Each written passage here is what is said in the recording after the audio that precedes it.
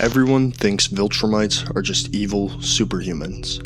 They're stronger, faster, more ruthless, but that's not what actually makes them dangerous. What makes them dangerous is that everything they do makes sense to them. They didn't just conquer the galaxy, they built a system where only the strongest are allowed to exist. And the only time that system ever came close to collapsing was when one of their own realized it would never stop. To understand Viltrumites, you have to understand this. They aren't just a species, they're an ideology. And that ideology was shaped by three defining moments: the rule of Emperor Argal, his assassination, and the purge that followed. Because before Viltrum became unstable, it was unified, not divided, and definitely not fragile. It was fully controlled. And that's what makes what happened next so important. Under Emperor Argal, Viltrum wasn't broken. It was functioning exactly as intended.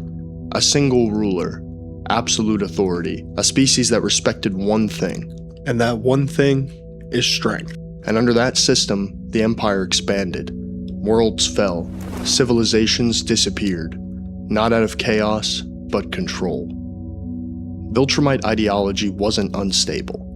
It was efficient, which is exactly why what came next changed everything. Because Argal was assassinated, not by an enemy, not by an outside force, but by one of his own, Thetis. And this wasn't about power. Thetis didn't kill Argal to take the throne. He did it because he understood something no other Viltrumite would admit. Viltrum would never stop. Their ideology only recognizes one thing: true strength. And to them, true strength means domination, endless expansion, endless conquest, no limit, no restraint. So Thetis made a decision no Viltrumite was supposed to make. He broke the system, because as long as it existed, the outcome was inevitable. Total domination or total collapse. Argal's death didn't weaken Viltrum, it crippled it. Because without a ruler, a species built on strength has only one way to decide control: war. Viltrumites turned on each other, not randomly or emotionally, systematically. And at the center of that conflict was Thrag. This is where the Great Purge happens. And Thrag didn't just participate in it, he defined it. The weak ones were eliminated, the disloyal ones were destroyed. Anyone who couldn't stand at the top was erased. This wasn't survival, it was refinement. By the time it ended, Viltrum had lost a massive portion of its population, but what remained was the absolute peak of their species. And standing above them all was Thrag. Not just the strongest, but the one who proved what Viltrumite ideology truly meant. Even after all of that, Viltrumites were still the most dominant species in existence, because their power doesn't come from leadership, it comes from what they are. Strength beyond planetary limits, durability that ignores conventional damage, flight without restriction, lifespans that stretch across centuries. They didn't just fight better, they exist on a completely different level. And that's why even a fractured Viltrum was still unstoppable. The Purge didn't destroy Viltrum, the Scourge virus did. Not a weapon of war, but a weapon of mass extinction.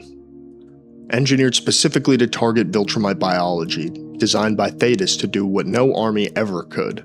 And once it was released, it didn't spread slowly, it moved through them like air. Respiratory transmission, environmental exposure, there was no battlefield to escape from. No enemy to fight, just infection. And once it took hold, their bodies started to fail. Internal hemorrhaging, their organs were shutting down. All that overwhelming strength, gone in an instant. The same biology that made them unstoppable was turned against them. Some died in minutes, others lasted days, long enough to feel it happen. And it didn't just kill them, it broke them first.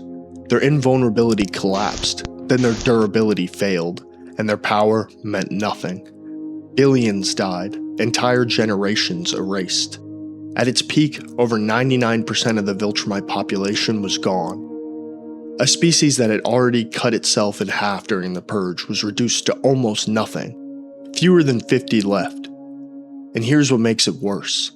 They didn't let the universe see it, they hid it. Covered it up, spread lies, maintained the illusion of dominance, because fear was the only thing keeping their empire alive. From that moment on, Viltrumites weren't conquerors anymore. They were survivors, pretending they still ruled a galaxy that had already slipped out of their control. And this is where Thrag fully takes control. As Grand Regent, he doesn't change Viltrum, he restores it. Or at least what he believes it should be. Thrag doesn't question the ideology, he is the ideology. Strength above everything, zero tolerance for weakness, absolute commitment to domination. To him, the Purge wasn't a tragedy, it was proof. Proof that Viltrum only works when weakness is removed completely. Even when they're on the edge of extinction, he refuses to change. Because to Thrag, survival doesn't matter if it comes at the cost of what Viltrum stands for.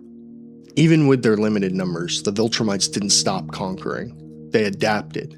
One Viltrumite per planet, long-term infiltration, slow, guaranteed takeover.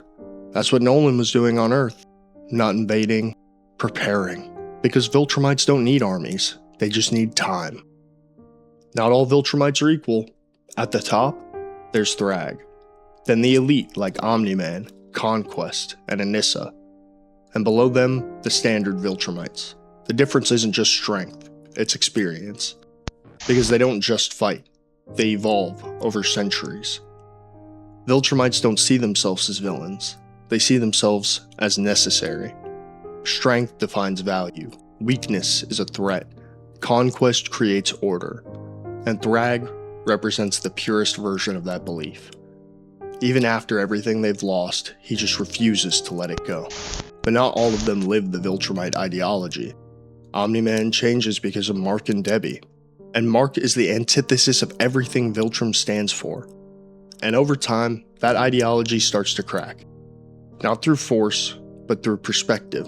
And that's something Thrag could never accept. Viltrum didn't fall because it was weak, it fell because it couldn't change. Argol created control.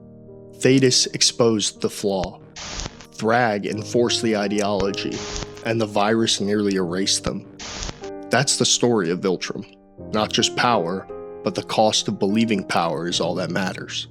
Because in the end, the strongest species in the galaxy learned something too late. If strength is the only thing you value, you don't just destroy your enemies, you destroy yourselves.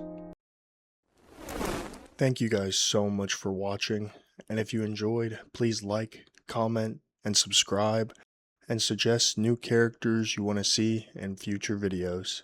Peace.